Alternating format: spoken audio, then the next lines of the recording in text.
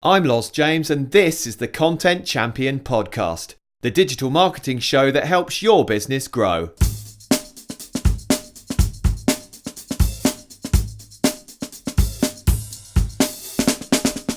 This episode is sponsored by Ahrefs.com, my favourite SEO software that I use every day on client and my own SEO campaigns. For your $7 7-day trial, visit ahrefs.com.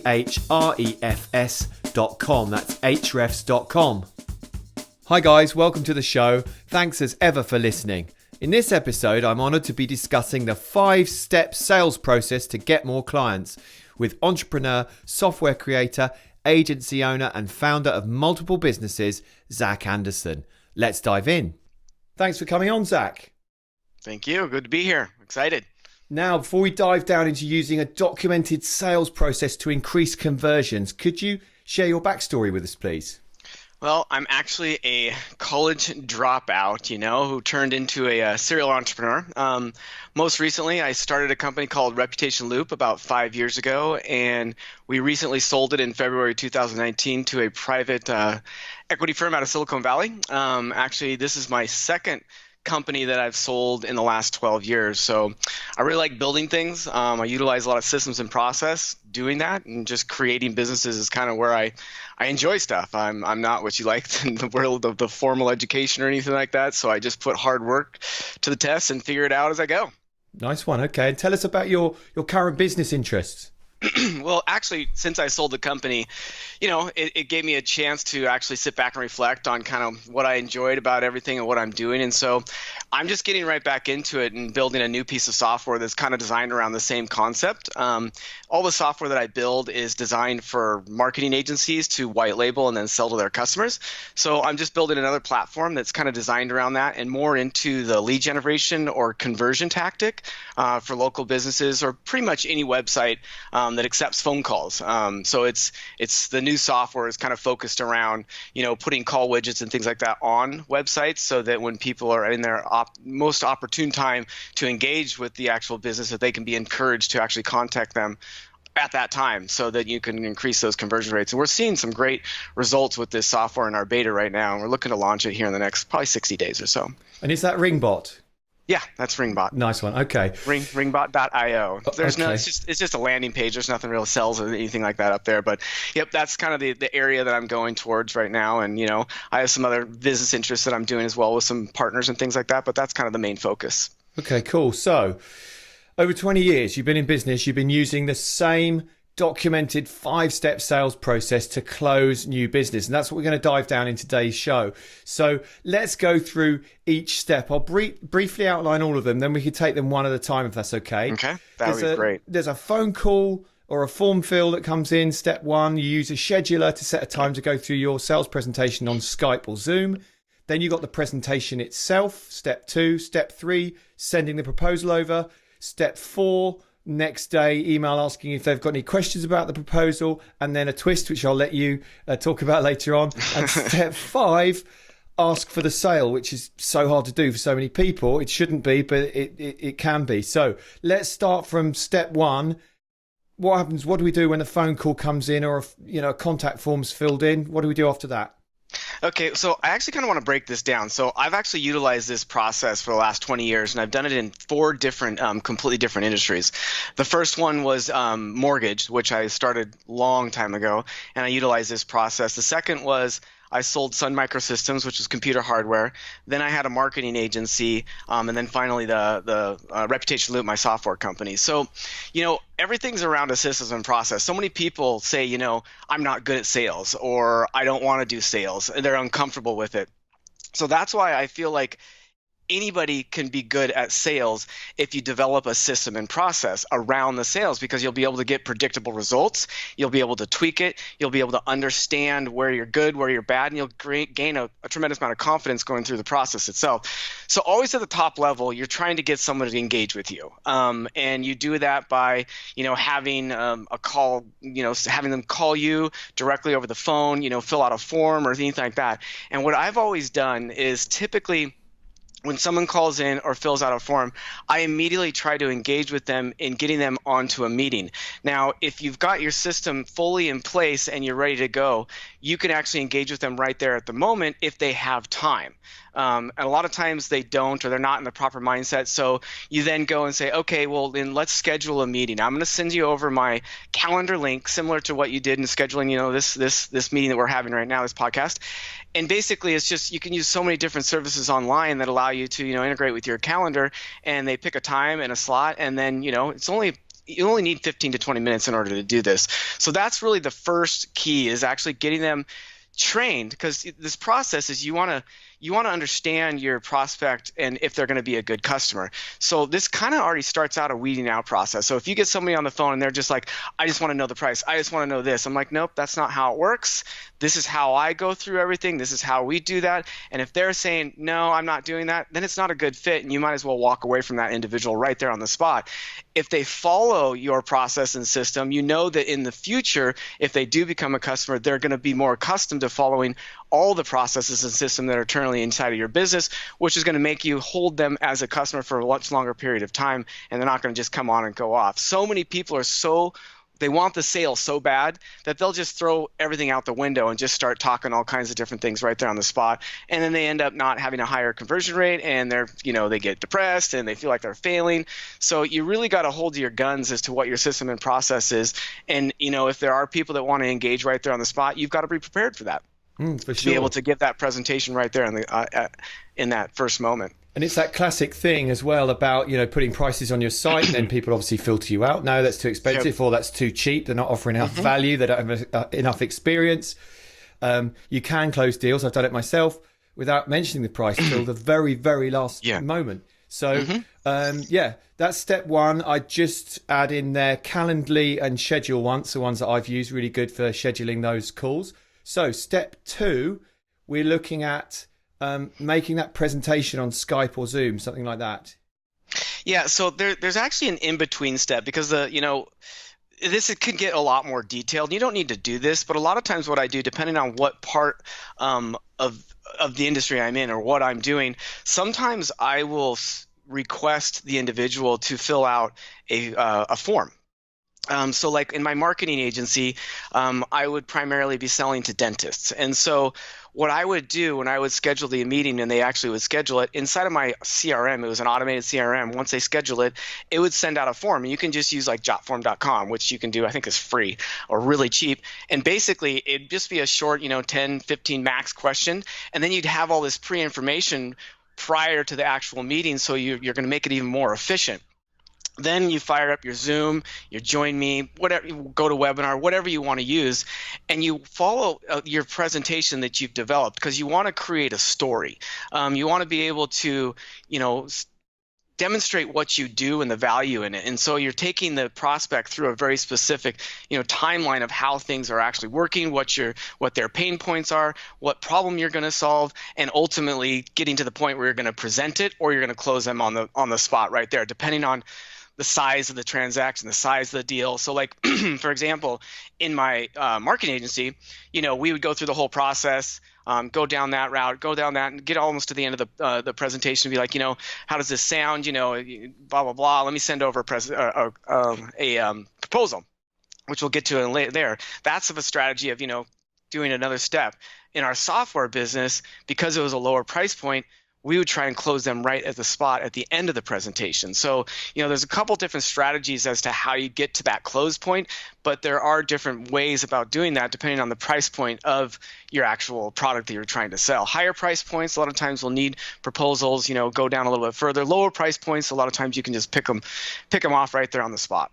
Okay, so that stage one, if you like, we roll into that, the contact comes in, and then you're doing some sort of pre-screening to see if they're the right type of client, the right type of prospect that's serious about doing business with you.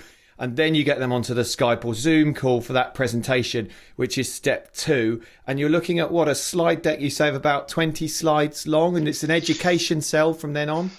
Yeah, it's basically 20 slides or, max because you don't want to waste too much time. You want to try and keep it around 15 minutes so that they're engaged, that they're not wasting their time depending on, what level they are in the company.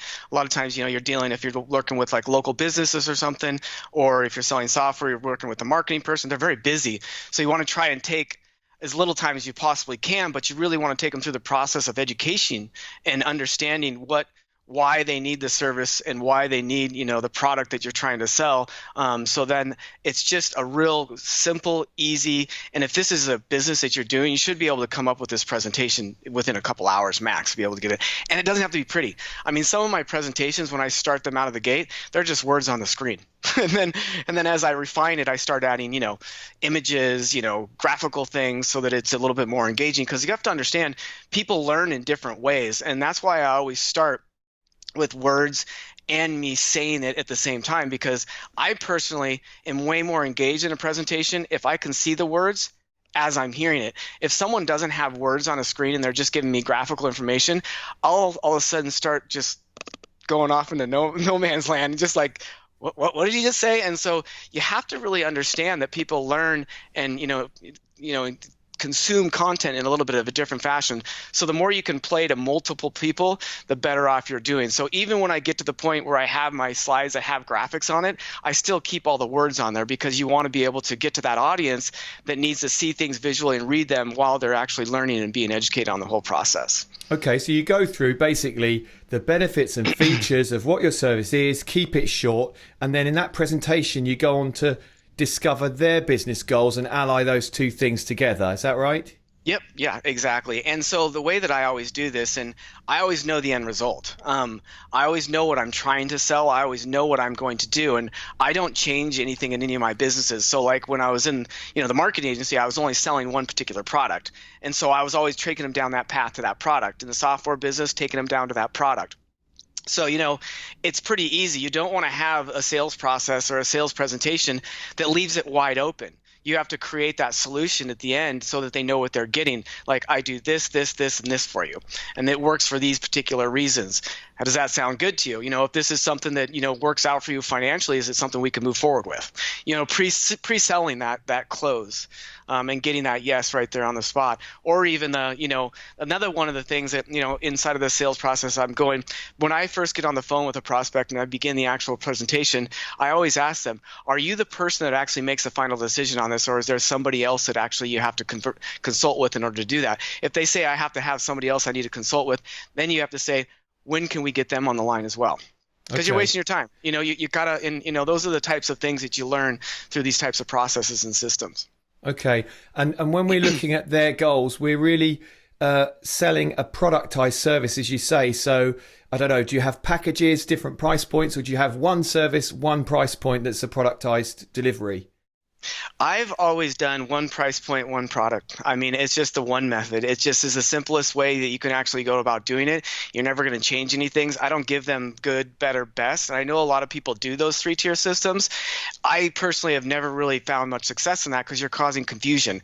If you know what you're already actually doing and you know what you're actually going to be able to give them as a result, then you can give that to them. And the only time you do variants of product size or price points is depending on whether you're selling, So like if you're doing software of something and they need more seats, that could be a higher price point, those types of things. But if you're doing like, let's just say, for example, local SEO, you're going to have most likely a single price point. And the only time the price points are going to get maybe higher is if they're in a more competitive marketplace. So those is when price points can actually change. I feel like a lot of time when you sell a product, or excuse me, when you're sitting there going through a presentation, at the end of the presentation, you have to say, oh, I have service A, service B, and service C.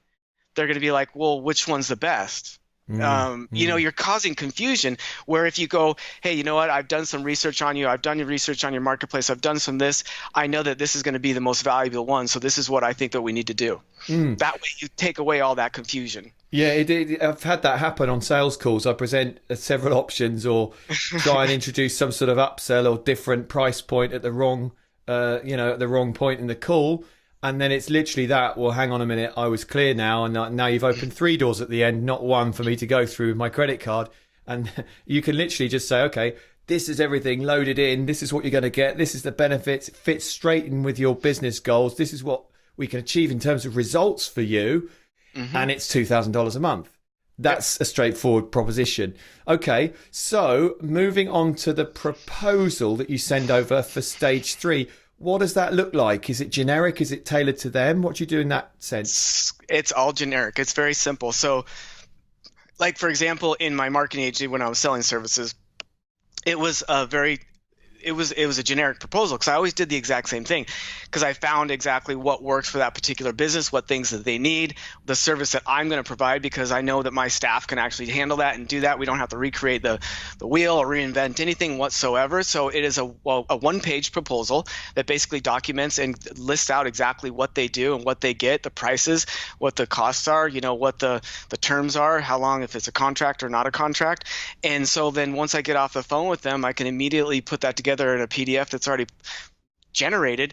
And a lot of times what I do, because it's generic, I'll use like Jing or Screencast, and I'll actually record a video going over the proposal and explaining each point of it, and include that with the actual presentation or proposal itself, and also some customer testimonials if you have them. If you don't, you can kind of get around that. That's not a big deal. So basically they are getting the actual proposal. They aren't reading it themselves. They're watching the video and you explaining it to them what it actually means, so there's not this back and forth. Okay. And that's just, go ahead. Yeah. When I saw you presenting this on a YouTube video, this is the pivot for me in what you're doing differently to everyone else doing differently, comes at this stage with the proposal and making that video, and then what you go on to do after this, which is in the next stage, which I think is really innovative, because I've tried the video one since I first watched your video and closed the deal on it. I made actually quite a long video, but it was so sort of well received that I thought, well, it is a little bit of extra work. Once you've created it, it's there, of course, if it's a generic productized service, but it really makes the difference, that explaining through it, because people don't read necessarily, like you say, they don't want to read loads of text on a document, especially like a formal quotation. It seems to me that video is, what sets this system apart, really. Mm-hmm. It really does. And a lot of times, another thing you want to do with these videos, just like we're doing here, you can see me, I can see you. You want to create, some kind of relationship with them. And I've actually, I don't think I can remember the last time I met somebody in person when I closed a transaction. It's been 20 years that I've done this all virtually. And so with technology now, when I record these videos or Zoom, I throw the camera on so that I can have my face right there while I'm doing all those things, so they can create some kind of personal relationship with me, visually, instead of just being this person behind the camera, or behind the computer that you don't ever see or meet. So, it's an extremely effective strategy. I learned this back when I was in the mortgage industry. I mean, I don't even remember what software I had to use back then. I think it was Jing that I used, but that was a long time ago. Because I don't know what mortgages, or you're in Great Britain, right? Mm-hmm. Where are you at? So mortgages are different in every country. They're pretty complicated pieces of financial tools, and so I would utilize video to explain that, because if you just get what they call good faith estimates, which are here, it explains all the costs and the fees, you look at that, you're deer in headlights. But if you can have someone walk through all those in different points, you're going to be much more confident in understanding how that goes. It's the same thing with proposals. They don't know, like in marketing, these businesses, you have your own language that you use that they probably don't even understand. Just like if you go walk into a doctor's office, half the time they use words that you're like, that makes no sense. I have no idea what that means. So, you have to make sure you got to dumb it down to a fourth grade level at whatever you do, and not remember that, because they aren't going to understand. They might not even know what SEO means. If you're selling SEO services, they might not know what omnipresent means. I find the less you mention things like SEO, the better it goes, because they want the results. So, I'm going to build you some backlinks and do this and do that. Okay, well, I just want leads. I'm going to get you on the top of Google so you get more phone calls. Exactly. Who cares how it works? And that mortgage example is a really good one, because obviously if my bank is listening, I read all of my documents exactly, and I'm very conscientious, but I challenge anyone to have read all of that pre-proposal mortgage documentation that comes through, that sort of 50-pager with all the small print. Yeah. You just wouldn't do it.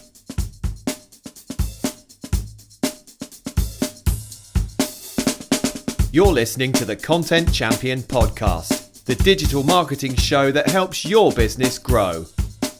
This episode is sponsored by Ahrefs, my favourite SEO tool. For your $7 7-day trial, visit ahrefs.com. That's ahrefs.com.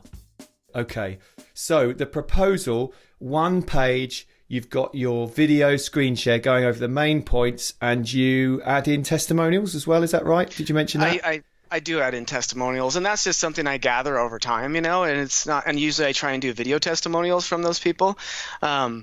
And it's really easy. Video testimonials are much better than just, the text ones. So I would have, customers basically say, hey, after, we've done a good job for them, and say, hey, can you just grab your iPhone, do a real quick, testimonial for me and send it over to you? I'll send you a $50 Starbucks or Amazon gift card or something like that.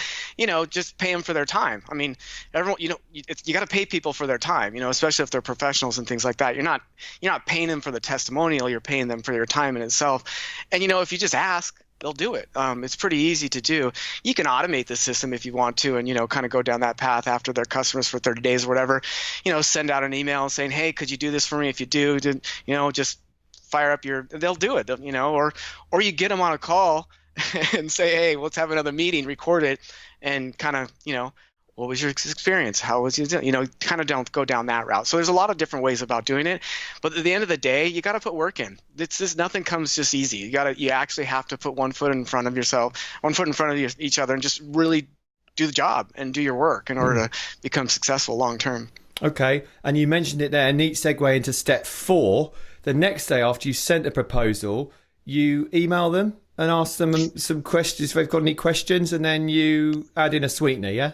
Yeah, so basically this is something I did. I don't even remember where I learned it from, or if I just came up with it on my own. But this goes all the way back to my mortgage days when I was doing mortgages up in Redmond, Washington, near Microsoft. I call it the coffee cup close. And basically, it's just, I don't know, reciprocity. It's just, once I got done with the proposal, that day, I would pick up, and I have them right here. Let me grab one. So I have them at my desk. It's just a little thank you card. I take that thank you card out right after I'm done giving the presentation. I write down, what we kind of talked about, something individual with them. I get their address, obviously. And if it's a business, you can just send it directly to the business. And I throw a $5 or a $10 Starbucks coupon in there and send it out to them. I have closed more deals from people just coming back to me and saying, hey, thank you so much for that, because they're going to re-engage with you. Because a lot of times people go dark after you send out those proposals because, they're scared. They don't want to spend that money. And so if you can send something out for them saying, hey, I value your time, thank you for taking that, they're going to re-engage with you. And what I do on the second day, and even beyond that after they get there, is I send out a really simple email. And this email works like you wouldn't believe.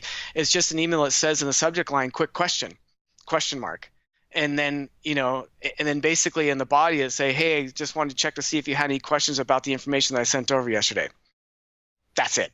I mean, it is like one of the most effective emails that I've ever had. It's short, it's sweet, it's straight to the point, and people will typically respond to that email. And especially if you follow up, if they don't actually respond to that and you follow up and say 4 days after they've actually gotten the Starbucks card, they'll typically actually follow up with that. You don't have to use Starbucks. You can use whatever you want, but that was just an easy one because I live in, Seattle, and there's about a Starbucks every 10 paces. And so, And what occurs to me about that is that it's that psychological thing from your prospect's point of view.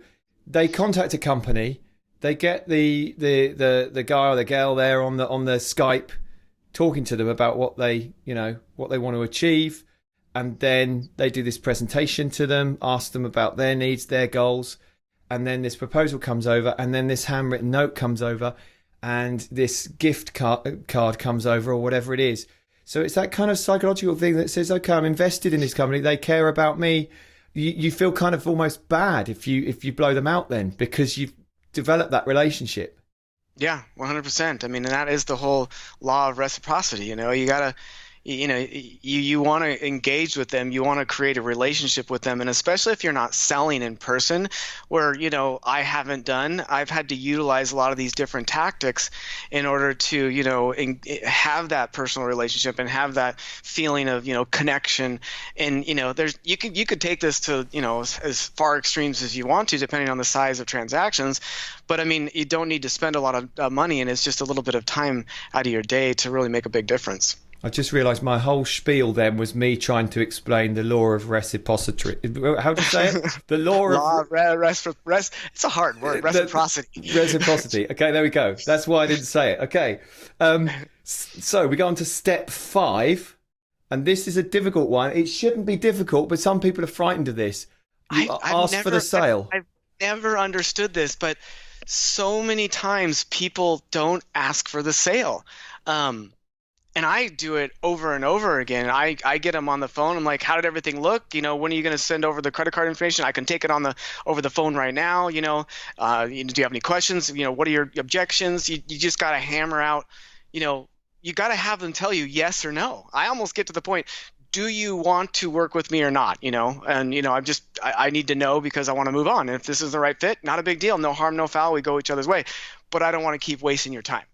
And you gotta flat out ask for the sale, and so many people don't. It's almost like this weird. They're afraid of actually getting the sale because then they have to actually work. But what's the point of doing all that effort without actually going in and saying, hey, are you going to work with me or not? Yes or no? So make the decision. What's the lead time between they contact you and you're asking for the sale, and as you say, 9 times out of 10 they get back to you themselves when the handwritten note arrives? Because if you don't ask for the sale, your lead time can be like months. Or never. Yeah. So how long is that between you closing them?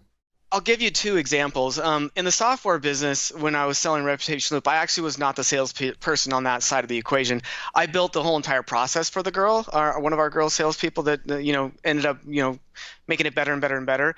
And that was right there on the spot because it was a lower price point. I think it was at the end it was $200 a month, and so she would actually do that right there on the spot, and she would basically follow up over like a 7-day period, and then if they didn't close within those 7 days, she just put them on a long-term follow-up system that was all automated, and then a lot of times they would come back.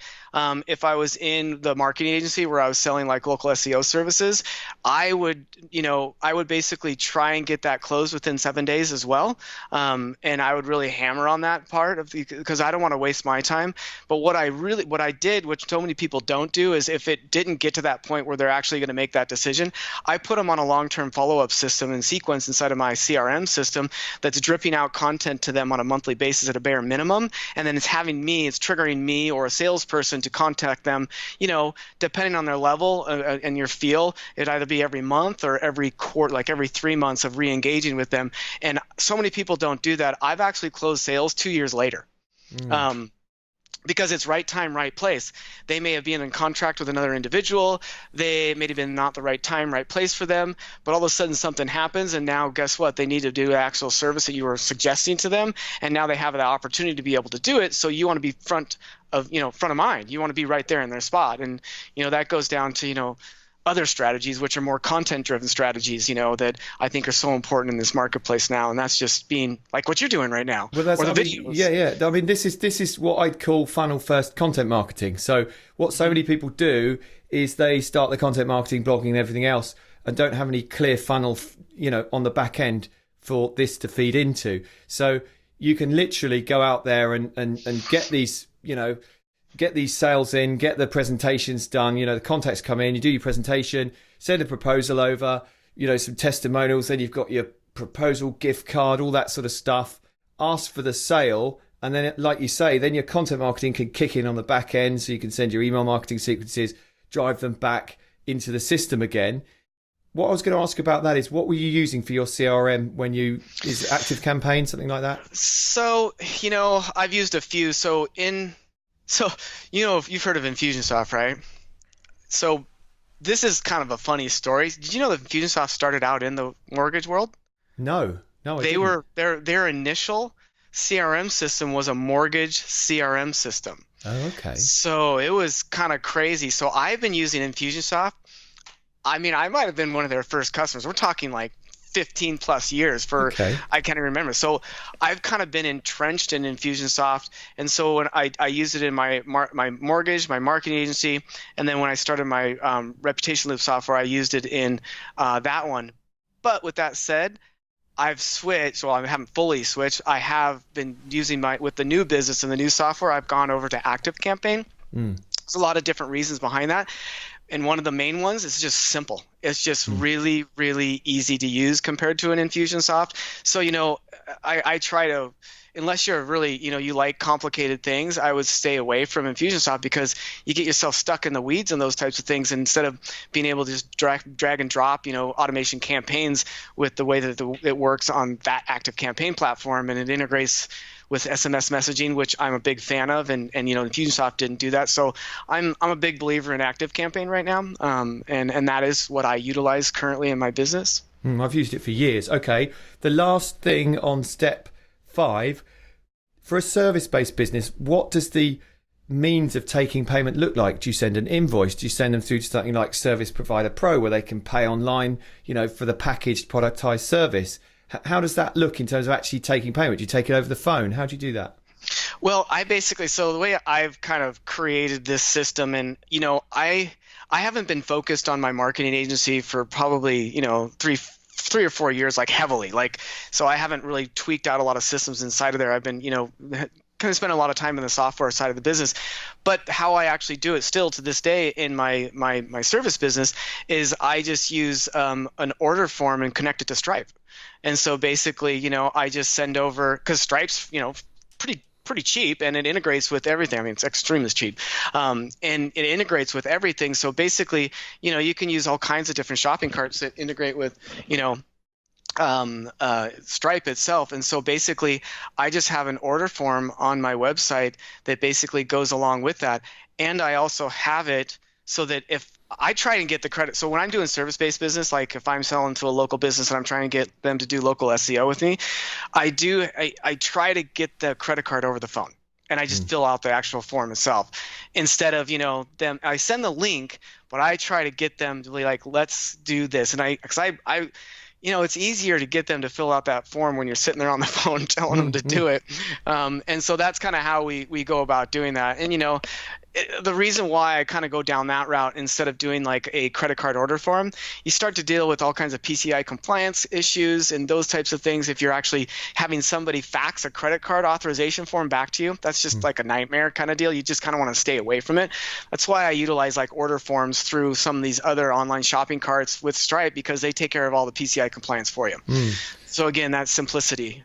I'm trialing something. I've used Service Provider Pro, which is a great system. I'm using something called 17 Hats. Just started trialing that. It does a thing where you can ties up to Stripe and everything, so you can take online payments. But you can do like a quote with a proposal and an invoice and an online payment thing all in one screen that the client sees, and they get a portal and everything, and you send through one email. So this would fit with this system really well. There we go. I learned something. That's actually probably really good. Do they do reoccurring payments as well in there? Yes, they do, because it goes straight through Stripe. So you can set up the Stripe recurring payment, and then it just bills them. So there you go. That's probably that. So that was the key right there, is making sure whatever you're doing, that, because I don't sell anything, by the way. I don't know. I never even mentioned this. I will not sell any services one time. I only do reoccurring revenue. That's it. Okay. I have not done one-time service business for probably 5-6 years. I don't believe in that, and one of the biggest reasons behind that is you're only good as your last month. So if you're constantly selling something that you're having to reinvent yourself every month, like AKA a mortgage, you're only as good as your last month, and you can't build a solid business because you don't really know what your revenue is going to be any given month. And if you're in the mortgage world or even the real estate world, you've got so many other aspects. Not that that's a bad industry. I love the industries. But what happens when the market turns? I've had this happen where I was making hundreds of thousands of dollars a month, to then when the when the bubble burst, my income went to basically zero. I mean, I'm like, that was one of the biggest learning lessons of my entire life. And so insulating yourself and utilizing reoccurring revenue as your model it's a slower pace, but it's kind of like the turtle always wins, right? And it's also the case, that selling a $200 product is as much effort as selling a $2,000 product. So you might as well make it retainer, because it's the same amount of hassle to get anything through the door if it's new business. And then, of course, you can upsell if it's existing client. Okay, so the 5-step funnel, that's a really good outline. You mentioned as well that you tweak this for conversions, to increase conversions as you go along. What sort of things you look out for there? So the way I tweak it is I learn from when I'm failing. So basically, when somebody doesn't convert, I always ask them. I try and get them on the phone, and I'm like, well, what was it? Where was I missing? Is it price? Was it service? Was it this? Did I not explain something well enough? And so I'm always utilizing the presentation. And then when I'm sitting there on the presentation, I'll have a notepad, just next to me.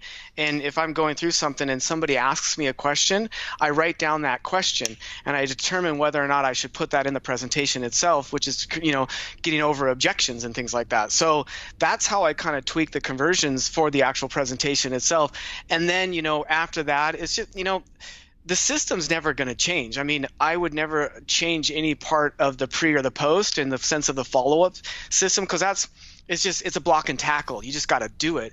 Where the conversions change is, that presentation and at what point in prices that you're actually asking for the sale and how you're kind of going about doing that, and the ease of use of them being able to do, get the payment to you and things like that. So the presentation and the education part is really where you actually can tweak and really increase your conversion rates. And the only way that you can actually do this is by being able to have a presentation, because if you can't measure it, you can't improve it. So if you're not doing the same thing over and over again, you're never going to be able to improve upon what you've done in the past. So stick to what you're doing and tweak it as you go. Okay. And my next question was going to be, why is documenting that sales process so important, actually writing it down? But it does give you that confidence, doesn't it, that you know what you've got and you can tweak it for conversions, like you say. Oh, God, I would have to say, so, I mean, and we all learn this. We're all human creatures. We all have fear. We all have, I'm not good enough. We all have those things out there. So when you're kind of going into something and doing something new, or even if you're kind of going and doing something different, you have a fear base to that. And you're like, oh, am I going to be successful? I'm not. If you have something that you can just rely on, like I like to do this, or I am going to do this, you build confidence just naturally on its own, because you're like, I'm taking them through this process, and I may suck at it, but you know what, I know what I'm doing. I'm not fumbling. I'm not sitting there not knowing what questions to ask, not knowing how to take them down this path. It takes a little bit of time to set up, but honestly, it doesn't really take that much time. You fire up your Google Slides, or you fire up Keynote or PowerPoint, and you just write down a process. You can even, a lot of times I'll start in like a Word document and bullet it out, and then I just take those and put it on a presentation. It takes me an hour and a half to do that, and now I have a base, and then I can get that confidence. Another really good way of doing this is, which proves this out right away, and it depends on what services you're going to. Do you guys have Chamber of Commerce over where you guys? Yes, for sure. Yeah. So this is one of the best things to do in order to get your presentation up and out of the gate, because it's forcing you to create a deadline. Go to your Chamber of Commerce, come down there, figure out, when you can actually go and present. And they'll be like, what do you, because I always let everybody present, and they give them a time. Build the presentation for that. Now you have your presentation. And that's going to force you to do it. Guess what? That's going to create accountability. It's kind of like why people have partners, right? Why people go into business with other people, because you have to have that accountability. Being a solo entrepreneur without having anybody that's actually a part of your business, or not having a mentor or anything like that, you don't have accountability, which then you actually never end up getting anything done. So you can create, if you're a solopreneur, accountability by forcing yourself into doing a presentation to a group of people, or even saying, I'm going to do a webinar, and I'm going to advertise on Facebook to my niche, and I'm going to get the people on there because I'm going to do it on this date. And even if no one shows up, you at least put that in place and had that presentation done, and that gets you out the gate. Now you're getting more confident. Now you're being able to be like, yeah, I know what I'm doing. I know how to get this done. I've done sales and telesales back in the day, like 20 years ago, and that's really great at cutting your teeth. But it seems to me that this process is a perfect sort of combination of that, developing a sales-based relationship and using digital marketing, that online funnel as well, and then tying in some content marketing on the back end to cycle people back. So That's why I wanted to talk to you, because it's a fantastic system. So yeah, thanks for sharing that with us, Zach. It's been great talking to you about it. I'm literally going to tweak what I do now based on this. I'm going to get my Starbucks cards. We've got Costa Coffee over here. I think they do similar coupons and stuff. So, okay. Remind us where we can find you online. Let's go back to, some of those software products and where else we can find you. Well, I'm in the process of building my new software, which is, Ringbot, and basically it's just a really unique little call widget that goes onto websites. So any website that takes phone sales or phone calls, it's a really good product that you'll be able to fully white label and then sell to other customers, or just be able to put it on your own website to increase conversions of that. And that's just Ringbot, Ringbot.io. So Ringbot.io, and it's just like a landing page right now that I'll be launching here in the next 60 days. If they want I actually created a course called Customers from Afar, and basically it goes and details my entire system from very beginning all the way down to actually 365 days of post follow-up, and that's called customersfromafar.com. Okay. And you can go, I have a webinar presentation on that page that basically kind of documents and details, and it's really dissecting my entire marketing agency that I've had for over 10 years, and what I've done and how I've systematized every aspect of it to be able to do exactly what I'm talking about here, is just to create a system and a process around everything you do so that it get predictable results. Well, that's fantastic. I'm going to go and have a look at that. Thank you, Zach, very much for coming on. Really appreciate it. All that remains to say is I wish you best of luck with everything in future. You too. I really appreciate you having me on, and I'm looking forward to getting to my next stage of my life and building out some more software. This show has been sponsored by my favorite SEO tool, Ahrefs. For your $7 7-day trial, visit ahrefs.com. Thanks for listening to the Content Champion podcast, the digital marketing show that helps your business grow.